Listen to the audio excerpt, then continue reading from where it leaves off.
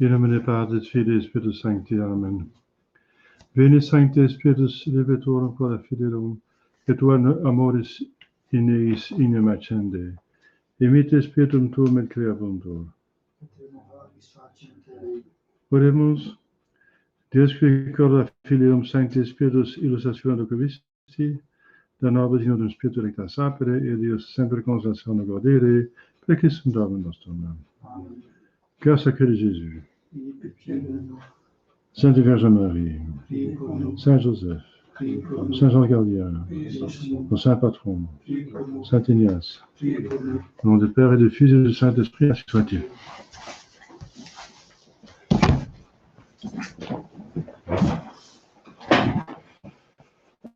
Et voilà, donc nous avons médité la fin dernière pour atteindre la fin la plus dernière, c'est le ciel. On a médité l'enfer pour aller au ciel. C'est vrai.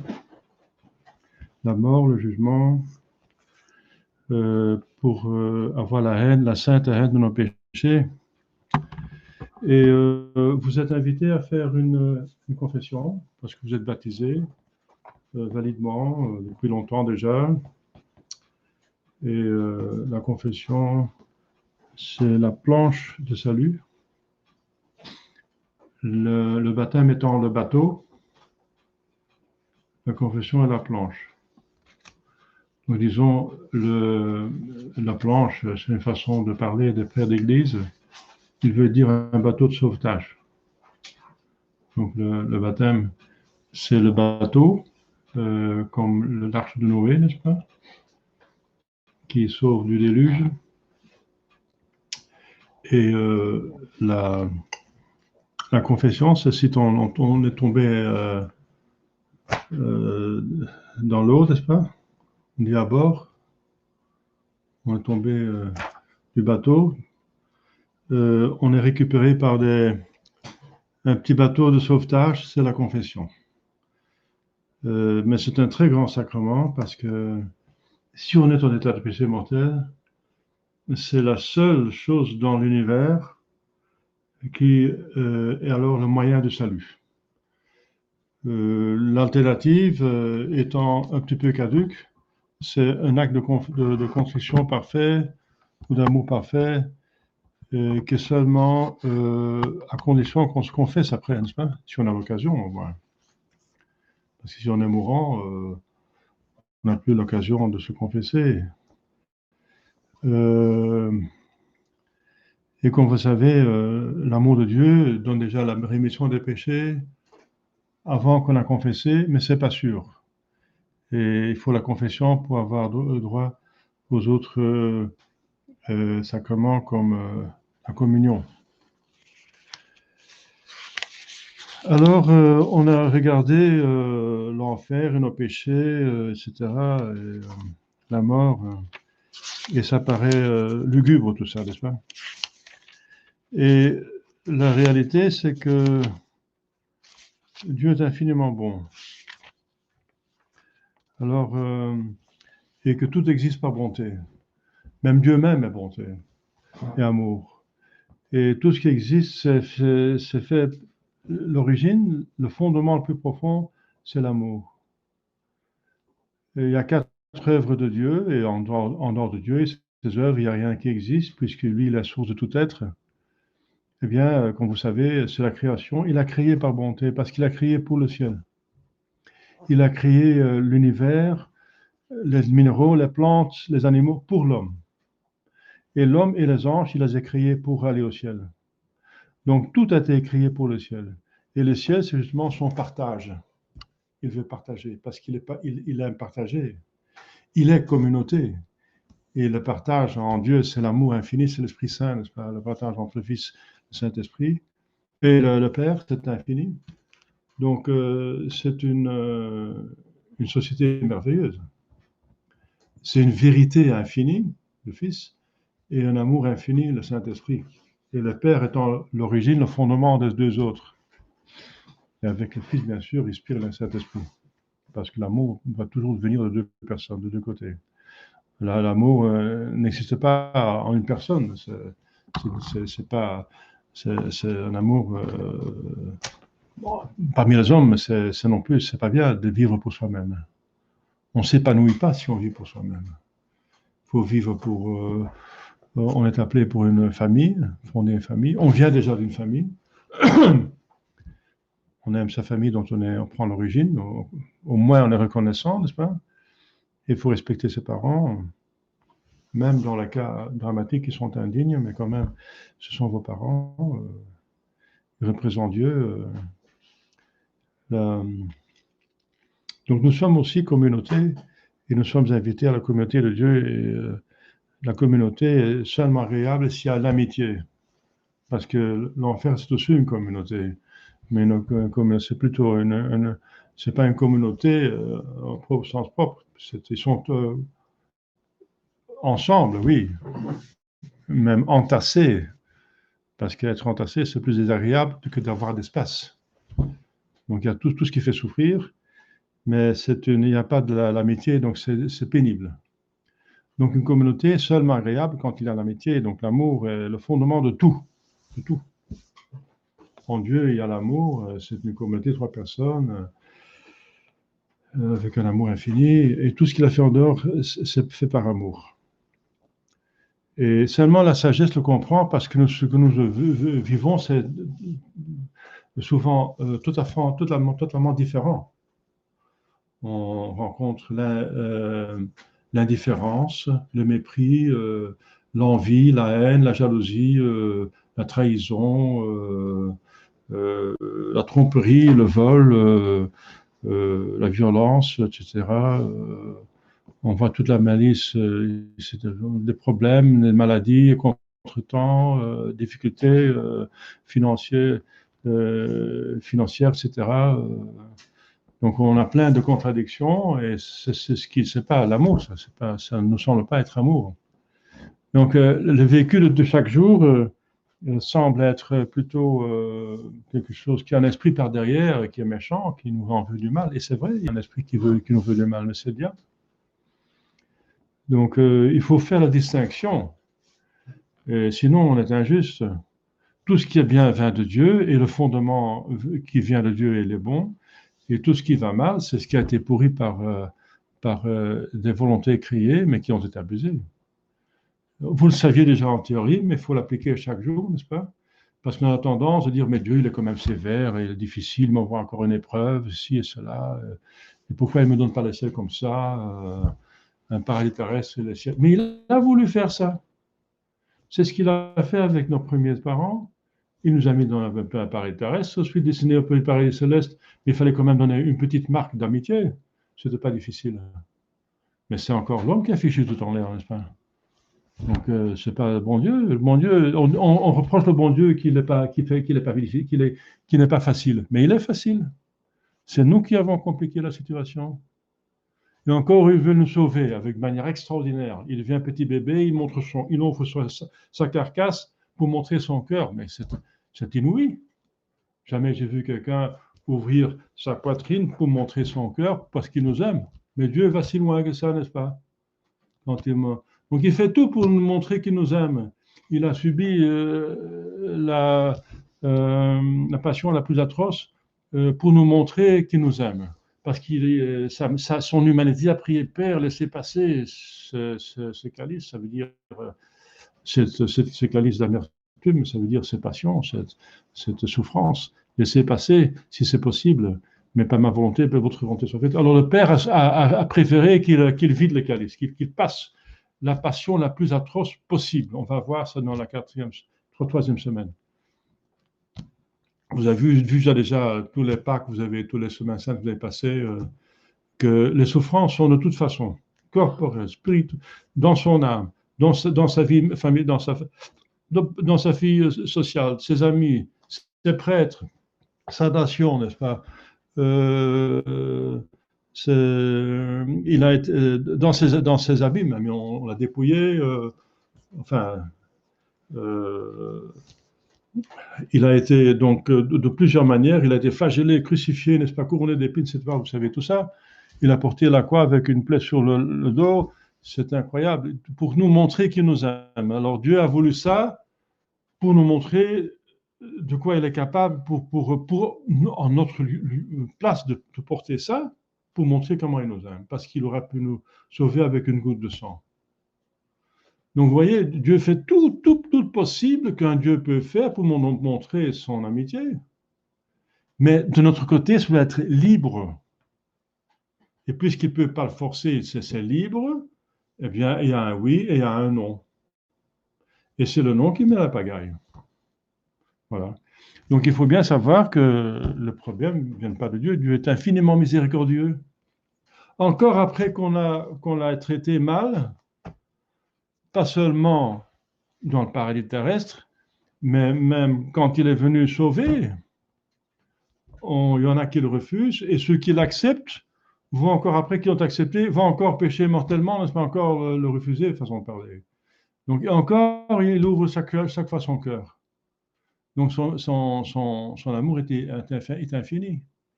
Et voilà, c'est ce qu'il faut bien savoir. Il ne faut pas avoir peur de Dieu, il faut avoir peur de vous-même et des autres hommes, n'est-ce pas, du diable. Enfin, pas avoir peur du diable, mais peur qu'il nous séduise.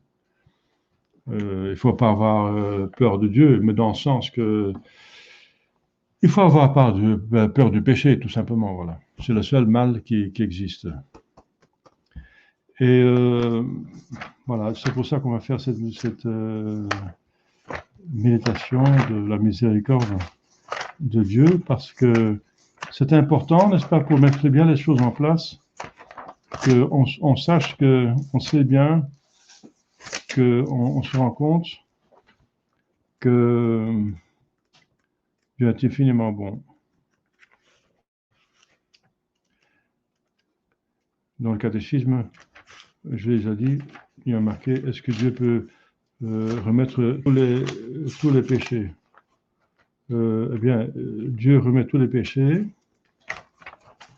si nombreux et si méchants qu'ils soient. Mais la condition, c'est qu'on regrette. La condition, c'est qu'on regrette. Donc, on demande dans ces exercices de reprendre tous les colloques de la première semaine, tous les colloques que vous avez faits. Donc, vous prenez toutes les méditations juste avec un cœur à cœur, à chaque fois. Donc, ça commence par le principe et fondement, sauver son âme, usage de créature. Merci mon Dieu que vous m'avez créé pour sauver mon âme. Usage de créature, merci mon Dieu que vous avez donné des milliards de créatures à ma disposition pour aller au ciel et que vous avez donné la possibilité d'en bien user. Cette deuxième méditation, l'usage de créature. Alors, on passe aux exercices 45. Tous les péchés, le premier péché est celui de l'ange, celui d'Adam et Ève, et un péché d'un homme qui est dans l'enfer pour un seul péché. Le colloque, c'est remercier le bon Dieu qu'il a daigné accepter une mort temporelle et la subir réellement pour mes péchés, et qui m'a laissé la vie jusqu'à présent.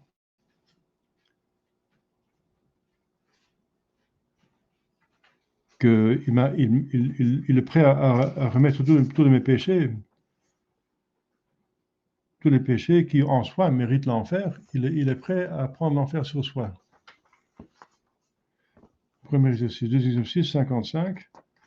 Merci le bon Dieu. Bon Dieu,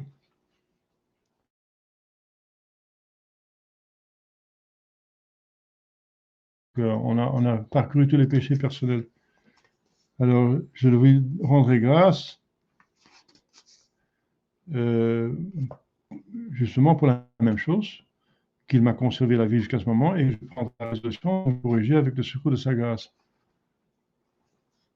Troisième exercice, c'est la répétition. Quatrième exercice, c'est aussi le résumé. Cinquième, c'est l'enfer. Eh bien, on a médité l'enfer qui est infiniment juste. C'est une sentence d'un juge infiniment bon et infiniment juste.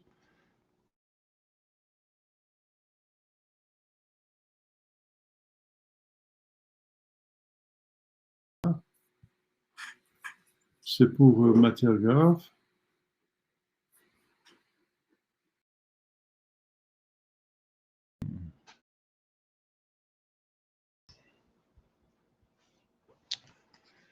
Matière grave et à plein consentement et plein entendement. Ce qui est inouï, n'est-ce pas? Qu'une toute petite créature infiniment petite se révolte contre un Dieu infiniment parfait et qui propose une bonté infiniment infinie. Quelle folie, n'est-ce pas? Alors, et donc l'enfer est tout à fait juste et qu'est-ce que je demande? Je demande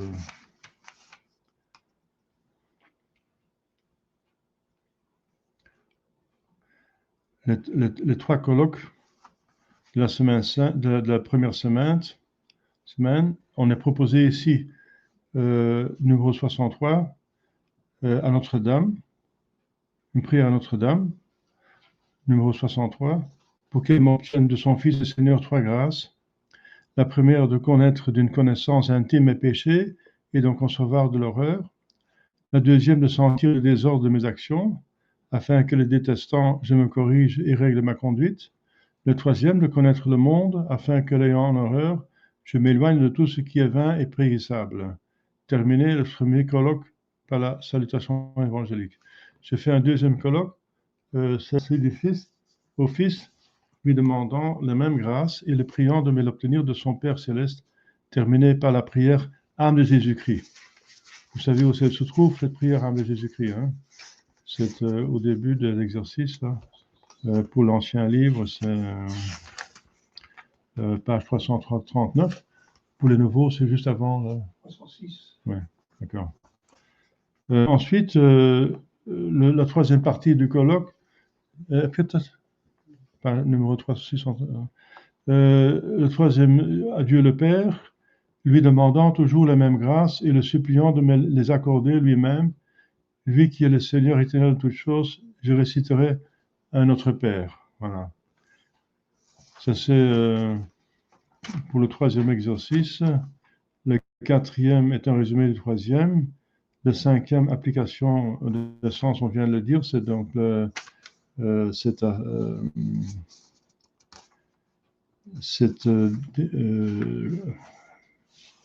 méditation sur l'enfer et un deuxième sur les peines morales. Eh bien, je fais le même colloque. Je considère les peines morales très vite, je sais ce que c'est, je les ai méditées, et je fais juste le colloque. Le colloque voilà, le colloque de miséricorde. Ça s'appelle le colloque de miséricorde. Que je remercie le bon Dieu de m'avoir préservé et de vouloir me bien, de ne pas laisser mourir dans l'état de péché mortel. Les peines morales se trouvent après numéro 90. Vous savez, c'est la méditation que vous avez faite. On demande le même colloque, mais alors sur un sujet différent, donc les peines morales. On remercie de ne pas avoir fait mourir avant qu'on ait eu le temps de se mettre en ordre, et que maintenant j'ai le temps de me mettre en ordre, et qu'il veut remettre mes péchés éventuellement mortels, qui méritent l'enfer, mais que lui, il a pris sur vous, sur lui, sur soi, sur son fils, d'une mort atroce de martyr. Alors on a médité la mort et le jugement particulier. Eh bien, c'est le même colloque, n'est-ce pas? Colloque de la miséricorde. Il était encore temps, merci mon Dieu. À Jésus acceptant d'être traîné pour nous devant un tribunal des hommes. Voilà. Donc, regardez les exercices que vous avez fait jusqu'à présent, considérez-les pour leur essence que vous connaissez, et faites pour chaque colloque, les 3 parties de colloque, une pour la Sainte Vierge Marie avec un Ave Maria, un s'adressant à Jésus-Christ avec la prière âme de Jésus-Christ, et une autre au Père avec un Notre Père. C'est pas difficile, c'est clair? D'accord. Alors, qu'est-ce qu'il faut considérer ici pour le reste? Premier point, c'est ici la page 369 dans l'ancien livre, La retraite, la méditation de l'amour miséricordieux infini. Vous l'avez là? Sinon, donnez-moi un livre. Un des deux là, donnez-moi un livre. Voilà. Jugement général, le purgatoire, c'est pas ça. Ici, l'amour miséricordieux, c'est 341. La page 341 ou 41. Premier point, Dieu nous aime d'un amour miséricordieux infini. Pesez chacun de ces 3 mots. Amour, ça veut dire une tendance de la volonté vers le bien, vers nous comme un bien, et vouloir le bien de l'autre, et vouloir le faire sien, donc s'unir, être ensemble, les amis veulent être ensemble, cherchent une communauté, un partage, communication de bien, c'est ça un amour. Miséricordieux, parce que ça veut avoir corps, cœur, misère, pour la misère, nous avons beaucoup de misère. La première misère, qu'on n'existe pas. Par miséricorde, il nous a tirés du néant. Deuxièmement, qu'on n'est pas capable de nous tenir en existence. Eh bien, il s'occupe de nous, c'est la providence. Autre miséricorde qui est encore beaucoup plus forte, c'est que dans la misère du péché, qui est vraiment la grande misère, il va encore nous réparer, n'est-ce pas? Il va venir nous sauver, c'est le Sauveur, Jésus est la miséricorde de Dieu incarnée, n'est-ce pas? Et enfin, il nous donne des grâces pour aller au ciel, et dans le ciel, il partage vraiment à l'infini ses bontés, ses bonheurs et ses perfections. À un tout petit, infiniment petite créature, c'est encore avoir cœur pour cette petitesse, pour cette misère de petitesse, n'est-ce pas? Il l'élève jusqu'au ciel. Infini, eh bien, c'est chaque fois infini, parce que tirer quelqu'un de néant, c'est quelque chose d'infini, n'est-ce pas? De l'entretenir, n'est-ce pas, dans l'existence, qui n'est pas capable de faire, c'est aussi seulement Dieu qui peut le faire.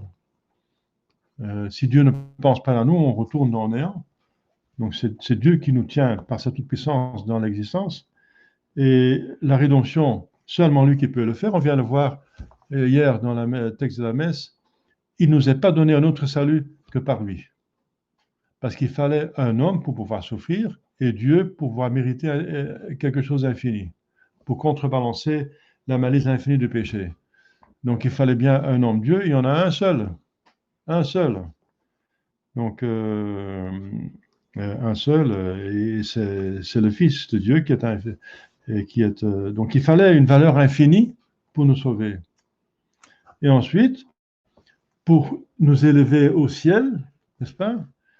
Et nous rendre partage de sa divinité, de son bonheur et de ses perfections, de son intelligence, de sa volonté, etc., de son Fils et de son Saint-Esprit, c'est encore quelque chose d'infini, puisque Dieu est infini. On va avoir Dieu en partage, comme on l'a déjà dans la communion.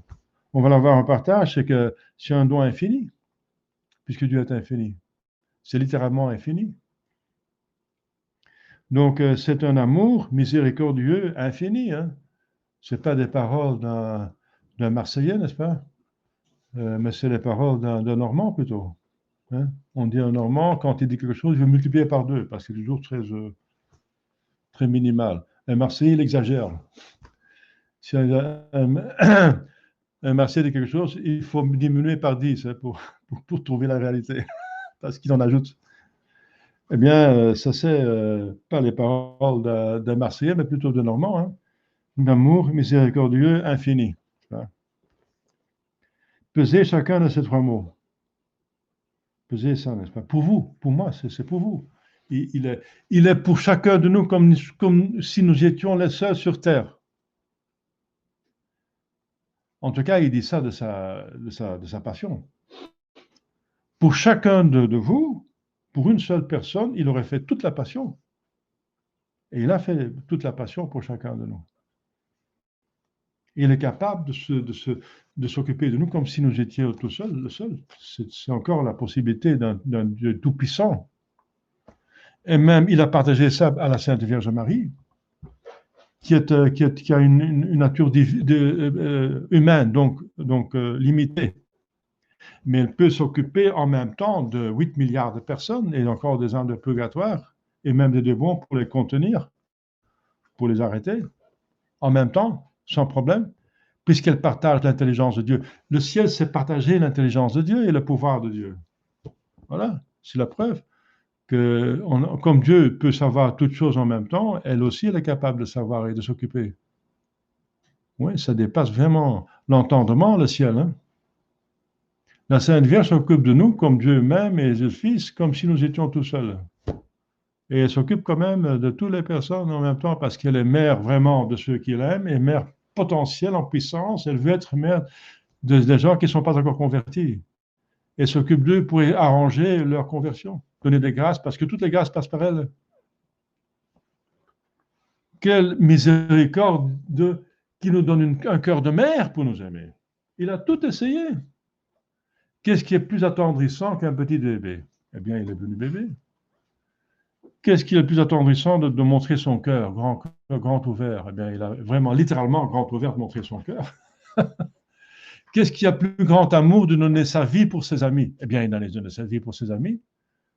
Mais pas seulement donner sa vie comme ça, mais sa vie de manière de martyr. Martyr. Encore la façon dans laquelle il donne sa vie, c'est incroyable.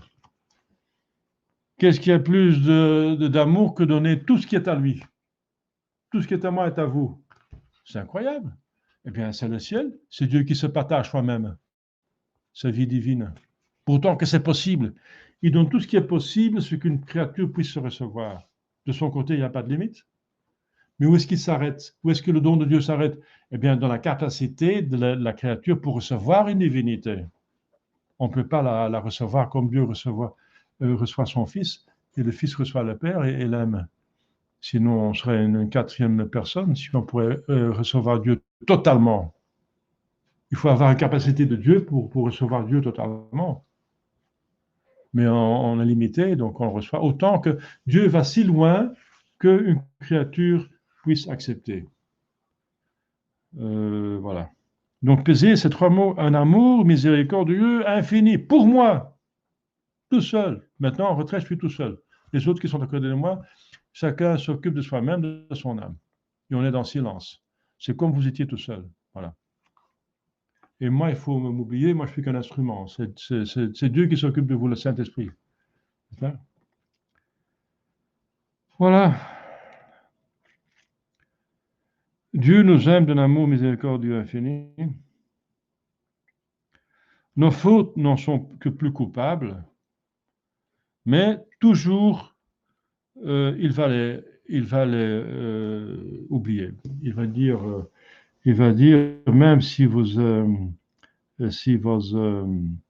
péchés sont rouges comme l'écarlate, hein?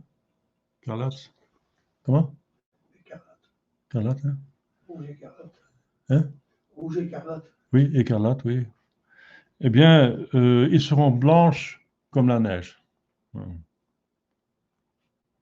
Même si une mère, c'est dans le texte de l'Écriture sainte, même si une mère oublie son enfant, moi je ne vous oublierai pas.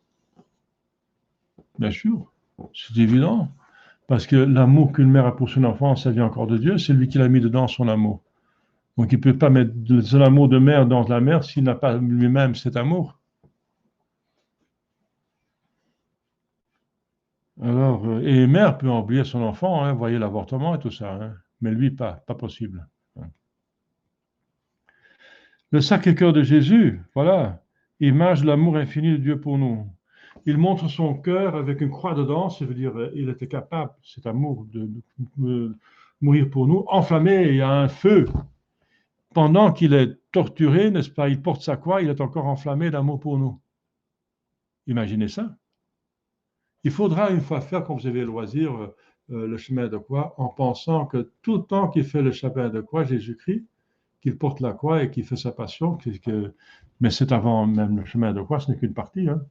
Le chemin de croix ne donne qu'une partie de sa souffrance, parce que dans le chemin de croix, il n'y a pas la flagellation, par exemple, la couronnement d'épines. Mais ce n'est que la dernière partie.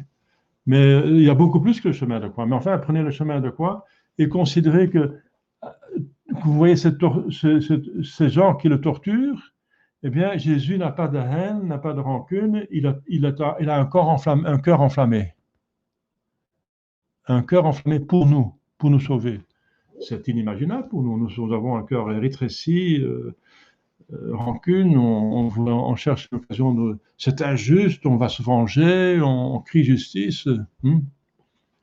Non, lui pas, hein, il se fait massacrer par amour. Et pendant qu'il est torturé par ses bourreaux, il prie pour eux. Il dit Dieu, Père, pardonnez-leur parce qu'ils ne savent pas ce qu'ils font. Et c'est vrai pour les Romains, ils pensaient qu'ils exécutaient un criminel parce que Ponce Pilate l'avait dit que c'est un criminel, tout en disant au juif qu'il est innocent. Mais les soldats pensaient c'est le procureur qui dit ça, qu'il faut l'exécuter. Donc c'est un. Et c'est quoi Ah oui, il se dit roi. Donc il s'attaque à notre empereur. Donc c'est un criminel. C'est pour ça que j'ai dit pardonnez-leur parce qu'ils ne savent pas ce qu'ils font. Mais quand même, il est torturé par ces gens-là. Ils sont des gens rudes. Les soldats romains, c'était pas des petits garçons, hein, c'est pas des servants de messe, c'était pas des saints, hein, c'était des tueurs, n'est-ce pas? Rome était une machine de guerre et cruelle, cruelle. Une fois qu'elle avait conquis les contrées, etc.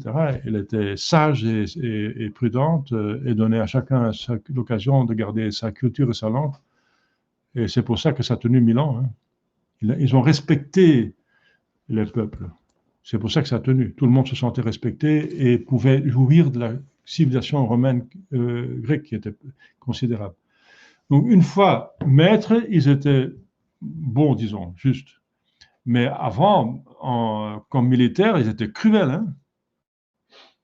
C'était vraiment, c'était cruel, c'est terrible. Rome était violent, n'est-ce pas? Eh bien, il montre la croix, il montre la couronne d'épines sur sa tête, c'est pour expier notre orgueil, n'est-ce pas? La flagellation, il est plein de sang, n'est-ce pas? C'est pour expier notre péché contre de la chair. La couronne d'épines, c'est pour expier la concupiscence de l'esprit. Et la flagellation pour expier la concupiscence de corps. Et il y a une plaie dedans, une plaie grand ouverte, ça veut dire la dernière goutte de sang est sortie. Il a donné tout son sang, ça veut dire toute sa vie. Le sang signifie la vie parce que l'âme est dans le sang. Et l'âme, c'est la vie du corps. Si l'âme parle du corps, c'est justement la mort. Donc, qu'il a versé son sang, ça veut dire qu'il a donné sa vie. C'est pour ça qu'on parle du sang de notre Jésus-Christ. Le sang de Jésus-Christ symbolise son don de vie, d'une mort cruelle. Il a versé son sang, parce qu'on peut mourir sans verser son sang. Son sang montre deux choses. Qu'il a donné sa vie et de manière cruelle, enfin par une passion incroyable. Parce qu'il a donné tout son sang. Il ne restait plus une goutte parce que l'ouverture était dans ses pieds. Donc s'il y avait encore quelque chose, c'est sorti par ses pieds, quoi. Et s'il y avait encore du sang dans un sac, en dessous de son une poche autour de son cœur, c'est encore ouvert et c'est encore sorti après sa mort. Et récupéré par Sainte Vierge Marie et Sainte Marie-Madeleine et gardé maintenant à Bruges. Parce que le sang versé après sa mort, il n'a pas repris à sa résurrection. Donc, et heureusement qu'on a ce sang-là, n'est-ce pas? Donc, c'est ce qu'il montre à la bonne sœur Marguerite Marie Alacoque. Il montre son cœur pour montrer son amour. Le cœur, ce n'est pas l'organe de l'amour, hein, c'est l'intelligence. C'est le cerveau, je veux dire. L'amour est ici. Parce que le centre de l'âme est ici dans le cerveau. Mais l'amour se manifeste par le cœur, le battement du cœur, la circulation du sang, etc. Chauffe, ça fait chaud au cœur, etc. Donc c'est la manifestation de l'amour qui se fait par le cœur. C'est pour ça que le cœur devient le symbole de l'amour. Et l'amour de Jésus est quadruple. Hein. C'est l'amour en tant que Dieu pour son Père, parce qu'il est mort pour son Père, pour amener la créature à son Père, qui a été volé par le diable. C'est un amour de Dieu, de Dieu le Fils pour nous sauver. C'est l'amour de la nature humaine de Jésus-Christ en tant qu'homme pour nous, n'est-ce pas? Parce qu'il vient nous sauver. Et aussi, la même chose, l'amour de l'homme Jésus-Christ pour son Père, Créateur, justement, qu'il va jusqu'à souffrir tout ça, n'est-ce pas, pour le ramener à la création. Donc, il est en même temps Dieu le Fils et homme. Et en tant que Dieu, le Fils, et en tant qu'homme, il a un double amour, comme il demande de nous, aimer le bon Dieu, le Dieu au-dessus de tout, et votre prochain comme vous-même. Donc l'amour est toujours double. Eh bien, puisqu'il a une double nature, il a 4 amours. Pour Dieu en tant que Dieu, il aime son Père, en tant qu'homme, il aime son Père, et en tant qu'homme, il aime son Créateur, Dieu, n'est-ce pas? Et en tant qu'homme, il aime aussi ses prochains, parce qu'il pleure même pour Lazare. Et il pleure. Et les Juifs disaient, voyez comme il aimait son ami, il aimait. Il pleure quand il est mort, parce qu'il voit la misère de la mort. Et il voit que Lazare, c'est une bonne personne. C'est une personne avec un bon cœur, c'était son ami, il est devenu saint, alors il a pleuré qu'il est mort, il va le ressusciter, n'est-ce pas? Alors, rappelez-vous, tous ces paraboles, le bon pasteur, il est le bon pasteur qui va chercher la brebis perdue. Et l'histoire de l'enfant prodigue, que le père, quand il voit le regret, il ne pense plus au péché. Il ne pense qu'à rétablir cet enfant dans tous ses droits et dans son bonheur avant. Et à ce point que l'autre garçon, l'autre fils est scandalisé. C'est marrant. Vous allez faire la fête pour ce fils indigne, n'est-ce pas, qui est parti avec votre argent pour s'amuser avec des femmes et qui est retourné parce qu'il a faim. C'est quoi cette affaire? Et moi, je suis toujours resté avec vous et j'ai jamais eu même pas une petite chèvre pour faire une fête avec mes amis. Mais dit le père, mais mon fils, il dit ce fils jaloux, mais tu ne savais pas que tout ce qui est à moi, c'est à toi? Tu as pris ta chèvre et tout ça, même plus que ça, n'est-ce pas? Il fallait le demander, c'est tout, n'est-ce pas? Vous aurez eu. C'est qu'on ne demande pas assez. Dieu veut plus donner ce qu'on lui demande. C'est la plainte de la Sainte Vierge Marie à la rue du Bac. Elle veut aussi donner au nom de Dieu. Si Marie, ça représente Dieu. Si Marie veut donner, c'est Dieu qui veut donner. Hein. Dieu nous aime à travers le cœur de Marie parce que Marie s'est donnée totalement à Dieu. Et voilà. Et il rétablit l'enfant prodigue il remet l'anneau, c'est le droit de représenter la famille. Avec un anneau, on pouvait signer des contrats même, c'est ça. À l'époque, il donnait des chaussures, des habits, voilà. Ça signifie l'état de grâce qu'il recouvre avec la confession, justement. Là. Donc, finir par encore un colloque, mais cette fois-ci, le colloque affectueux. Pleurons nos péchés qui ont offensé un Dieu infiniment bon, littéralement infiniment bon. Il faut vraiment arrêter cette influence diabolique, n'est-ce pas, qui nous souffle que Dieu est mauvais, qu'il est sévère, qu'il en demande trop, n'est-ce pas, qu'il est difficile, n'est-ce pas, qu'il est un comptable qui t'enverrait draguer quel péché on a fait. c'est lui le méchant. Tout ce qui va pas mal, ça vient de lui. C'est un mensonge, c'est pas vrai, c'est injuste. Il faut en finir avec ça, n'est-ce pas? Et c'est une des grandes tentations du diable, n'est-ce pas?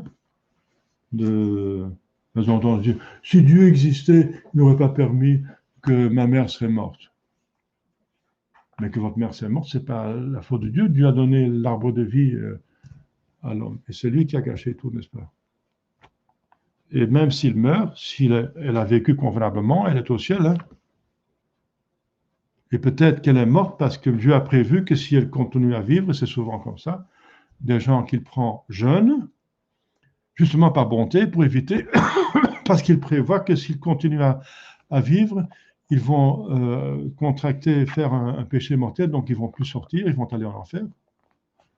Alors Dieu préfère une courte vie et aller au ciel qu'une longue vie et aller en enfer. Et vous le reprochez, ça? Mais vous êtes myope, n'est-ce pas? Et le diable va vous souffler, ah oui, vous voyez, comme Dieu est méchant, n'est-ce pas? Mais c'est lui le méchant. D'abord, c'est lui qui cause le mal, et ensuite, il va dire c'est l'autre qui l'a fait. Ça, c'est typiquement diabolique. Et on voit ça aussi avec des gens méchants qui font la même chose. Ils causent le mal, ils vont pointer l'innocent. Ils vont dire que c'est... Comme Néron, voilà. Néron a mis le feu à Rome, et une fois qu'il commence à être accusé, il dit oui, mais ce sont les chrétiens qui l'ont fait. Il va les brûler vivants, il va les attacher au poteau, mettre du poids, et les allumer, pour allumer ces fêtes, ces orgies. Voilà. Voilà l'homme inspiré par le diable. Eh bien, le diable est comme ça. C'est injuste. Il ne faut pas tomber dans ce piège. Ce n'est pas vrai. C'est un mensonge. Pleurons nos péchés qui ont offensé un Dieu infiniment bon. Promettons au cœur de Jésus de ne plus pécher avec sa grâce, d'en prendre à l'avenir le moyen, de fuir les occasions dangereuses, de prier, de recevoir souvent le sacrement. Imitez les saints. Je suis en train de lire l'histoire de l'Église. Eh bien, ça devient très beau maintenant. J'entre vraiment dans le Moyen-Âge et le XIe siècle, c'est vraiment très beau les saints qu'on voit là. Bien sûr, il y a beaucoup de pécheurs, il y a n'importe quoi. Il y a la simonie, il y a l'inceste, il y a le. Qu'est-ce qu'il y a encore? Enfin, il y a beaucoup de. Il y a n'importe quoi et tout. La concupiscence a toujours été là, quoi. Mais il y a des saints, c'est magnifique, n'est-ce pas? Des saints, c'est magnifique. C'est magnifique. La vie des saints, c'est toujours un livre, c'est toujours magnifique. Quelle vie, dans quelle misère ils se trouvent, dans quelle abondance, parce qu'il y a des rois qui sont devenus saints. Hein. Dans quelle misère ou abondance qu'ils sont, c'est toujours une belle histoire. La vie des saints, c'est une belle histoire. Si vous voulez être heureux, avoir une belle histoire dans votre vie, devenez saint. Voilà. La sainteté, c'est la solution pour tous les problèmes, toujours. Qu'est-ce que je vais faire maintenant? Comment c'est? Eh bien, cherchez la sainteté, voilà. Cherchez le royaume de Dieu, tout le reste vous sera donné. La solution de tous les problèmes, c'est devenir saint. Voilà. C'est pas difficile. Enfin, c'est pas difficile. Enfin, je veux dire, en théorie, c'est pas difficile, et en pratique, on a les grâces suffisantes. On a les grâces suffisantes parce que l'infiniment justice, n'est-ce pas? L'infinie bonté, elle ne va pas nous infliger un purgatoire si on n'a pas mérité. Elle n'aime pas punir ses enfants. Un bon père n'aime pas punir ses enfants. Donc on n'est pas fait pour le purgatoire. Ça veut dire qu'on a eu assez de grâce pour aller au ciel. Et si on ne va pas au ciel, c'est qu'on a triché. Voilà. Que c'est pas de sa faute encore, c'est pas lui qui est trop sévère, mais c'est que nous n'avons pas fait ce qu'il fallait faire. Voilà, chers fidèles, ça c'est la dernière méditation avant la confession. Faites-la. Voilà. Vous avez vu la misère humaine. C'est la première semaine, la retraite, la misère, le péché, n'est-ce pas? Et vous avez vu tous ces aspects du péché. Et maintenant, vous voyez que vous avez compris que c'est le mal, l'unique mal. Et vous voyez tout ce que Dieu a fait pour nous en débarrasser, par bonté. Tout ce qu'il a fait, n'est-ce pas? Et on va le remercier maintenant et utiliser après, vous êtes invité à confesser, n'est-ce pas?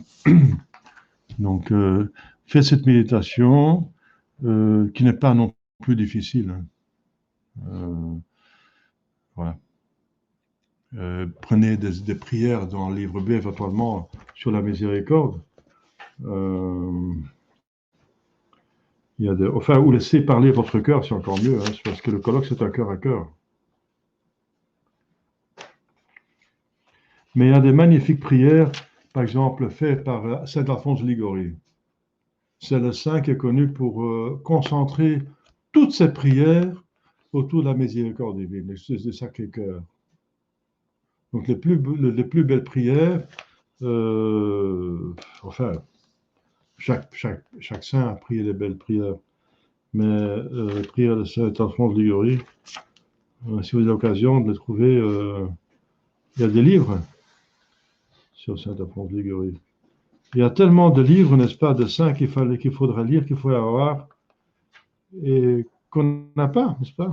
On se prive de choses magnifiques.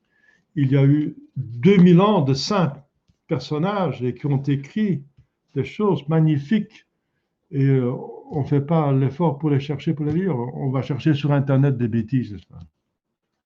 Mais ce qui est vraiment, vraiment très intéressant, qui a la valeur. Voilà. Donc, ce qui est encore mieux, c'est de laisser parler votre cœur, n'est-ce pas? Parce que c'est en vérité que vous parlez alors. Jésus dit, il faut prier en esprit et vérité. Voilà.